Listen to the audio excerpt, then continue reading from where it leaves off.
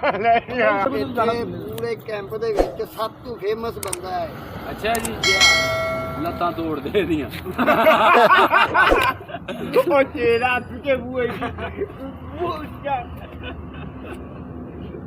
ਯਾਰ ਮੈਂ ਤਾਂ ਬਾਵਾ ਤੋਂ ਸ਼ੁਰੂ ਕਰ ਦੇਣਾ ਪਹਿਲੇ। ਉਹ ਭੈਣ ਚੋਦਾ ਜਿੰਨਾ ਰੀਚਾ ਦੇਣਾ ਉਹਨਾਂ ਵੀ ਨਹੀਂ ਦੇਣਾ, ਵੀ ਉਹਨਾਂ ਕਹਿਣਾ ਕੰਜਰ ਆਹ ਕੰਮ ਕਰਦਾ। ਛੱਡ ਦੇ ਇਹਨੂੰ। ਤੂੰ ਸਾ ਬਾਦਾਰੀ ਦੀ ਗੱਲ ਵੀ ਤੂੰ ਬੈਚਲਰ ਹੀ ਦੋਵੇਂ ਭਰਾ